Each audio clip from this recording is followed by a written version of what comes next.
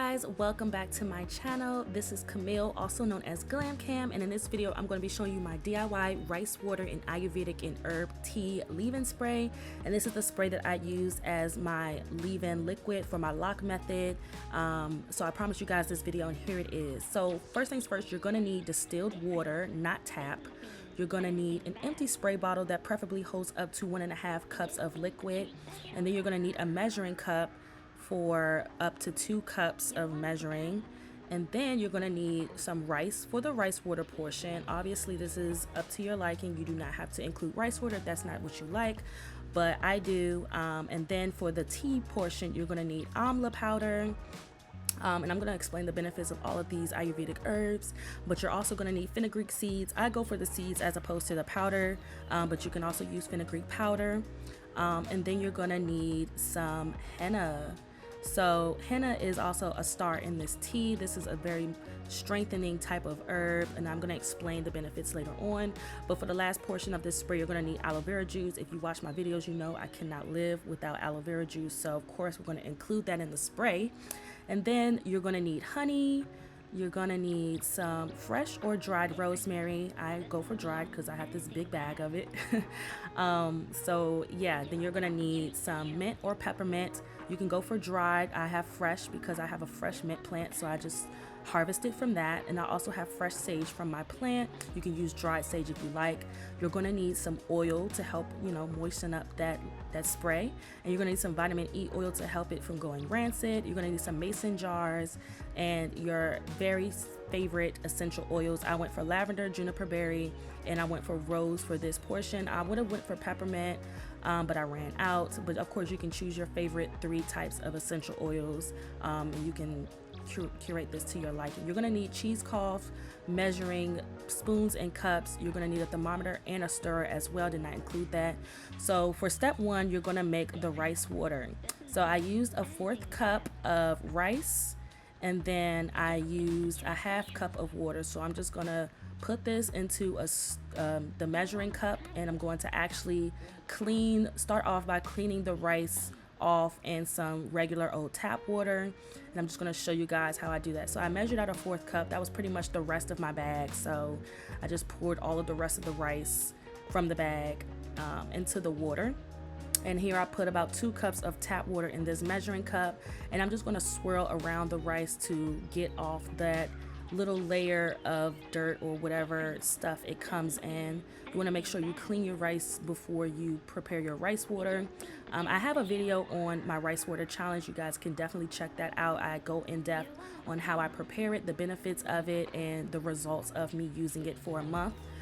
So go check those videos out.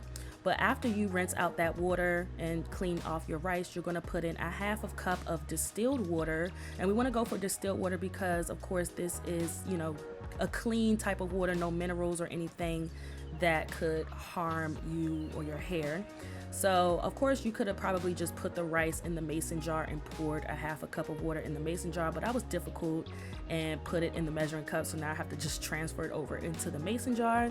But here is the results of a 1/4 cup of rice and a 1/2 cup of water.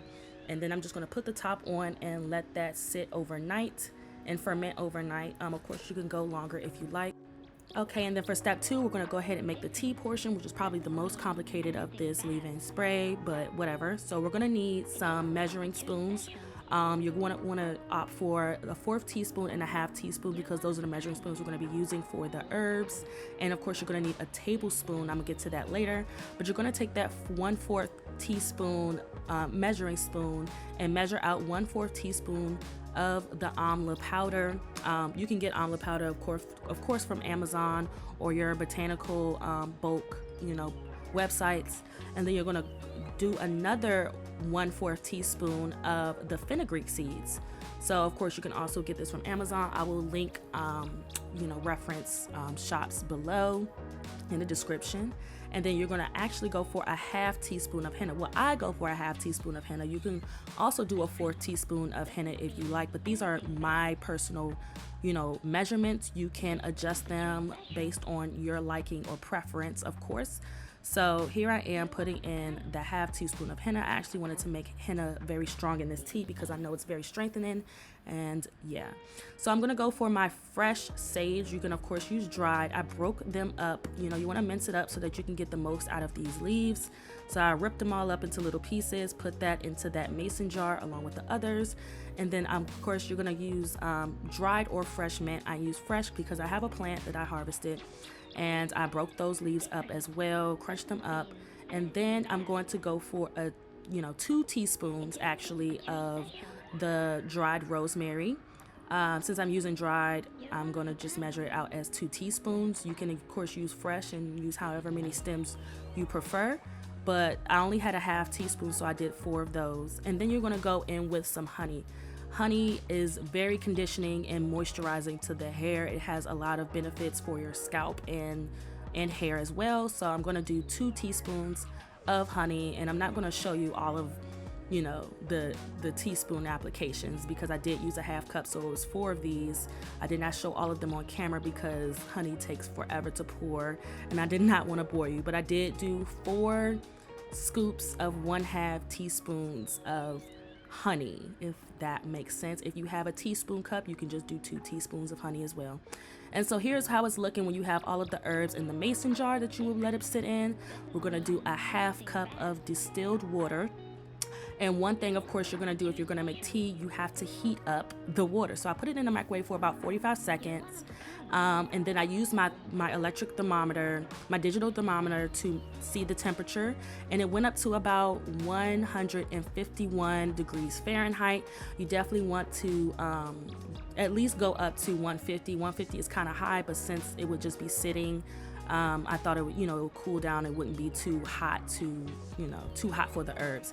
So I just poured that hot water in the mason jar poured it over the herbs in the mason jar, and I used my metal stirrer to go ahead and just mix it all up to make sure that, it gets nice and potent, if you know what I mean.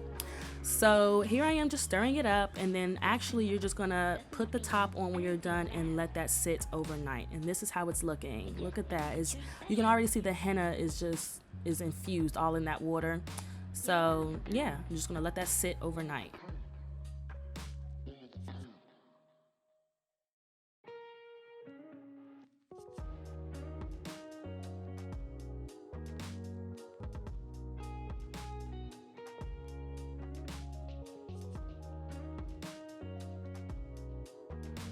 Okay, so here it is the next day. I'm ready to go ahead and finish this process and make this tea.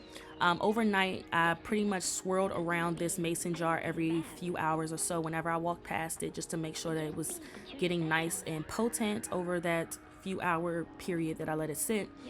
And that's how it's looking the next day. So of course you're going to need a cheesecloth. I'm sorry I didn't let you guys know that in the beginning, but you are going to need a cheesecloth or some type of strainer that will strain powder. So not really a strainer, but a cheesecloth to separate the water from the powder. So we're going to start by separating out the rice water. You don't really have to strain this because rice doesn't really pour with the liquid. You can pretty much separate it easily. This cheesecloth is only for the tea. So we're going to transfer that into the spray bottle. And I know a lot of people have been saying they don't really like rice water for whatever reason, that's personal to them. You do not have to include rice water. You can just replace rice water with replace the rice water with more aloe vera juice if that's what you prefer, or just regular water. But this is my potent mix, so I'm including rice water because I found it beneficial to my hair personally.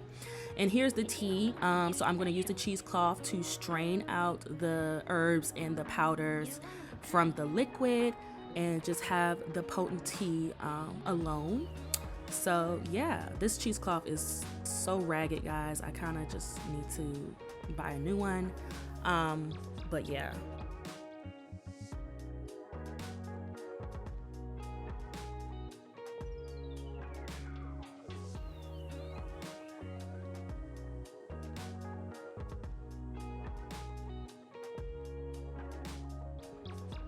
Okay, so now it's separated and that's how it's looking. It's all brown from the henna, and I'm just going to pour that right into the spray bottle, just to add it to the rice water and continue to make the spray.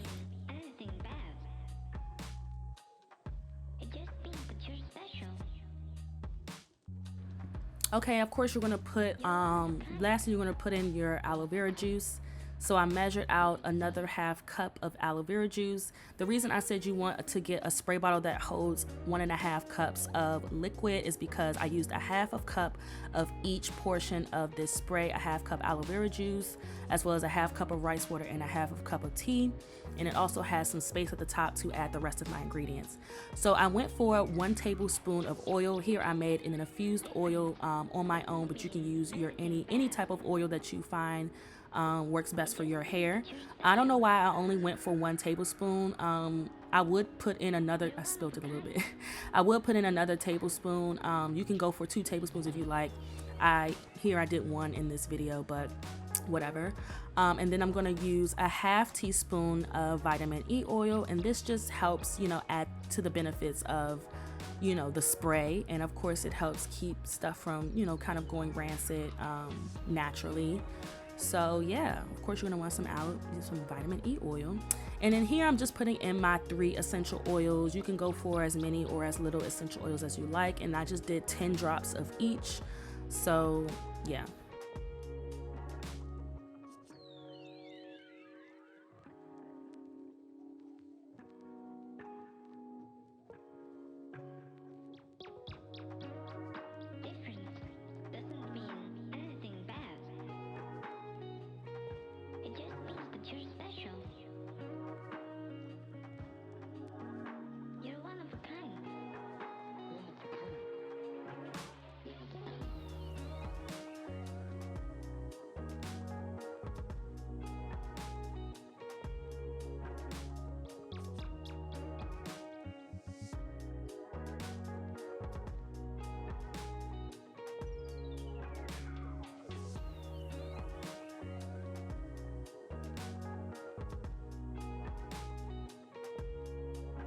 And here I'm just going to demonstrate how I use this spray. Obviously it's self-explanatory, but I'm going to use this time to explain some of the benefits of the ingredients I chose. For rice, I chose rice water because rice of course has starches that can coat the surface of your hair and add strength and moisture. It stimulates the scalp and promotes hair growth. Like I said, I do have a hair growth challenge in which I use rice water for an entire month, and I showed you the results. And I also used Ayurvedic herbs such as amla, which is rich in vitamin C and antioxidants. And researchers have actually found that the topical application of an herbal solution containing amla powder was more effective than Rogaine at stimulating hair growth. It serves as a natural hair conditioner by nourishing, strengthening, and conditioning hair, and it cleanses the scalp. We also wanted to choose herbs that were good for hair follicles and hair strands, as well as hair strands. So fenugreek, which is also high in antioxidants and has anti-inflammatory properties. It kills bacteria and fungi on the scalp. It strengthens the hair follicles and promotes hair growth. Henna is known to strengthen, condition, and nourish hair from deep within. It reduces hair fall and is excellent remedy for strengthening hair because of the tannin present in the henna binds with the hair to make it stronger, and it contributes to changing the color of your hair, so kind of be careful with that. So I chose rosemary because it contains a type of acid which helps to increase scalp circulation. It's rich in antioxidants, offers strong antimicrobial, anti-inflammatory, and antiseptic effects. Studies show rosemary oil was as effective as Rogaine, and it helps treat an itchy scalp. Sage, a combination of sage and rosemary, is excellent for making hair thicker, shinier, and stronger. Sage helps improve the circulation to the scalp and provides nutrients to the hair follicles, and it has hair darkening effects. Mint also stimulates the scalp and hair follicles, maintains the pH of the scalp, has a high source of keratin and antioxidants, and offers antimicrobial and antifungal properties. Honey is both emollient and humectic properties, is a great moisturizer, and contains roughly 0.5% protein. Juniper berry penetrates the scalp and offers cleansing effects. So yeah guys, this is my video. I hope you guys enjoyed this tea. Thanks for tuning in. I'll see you later. Bye.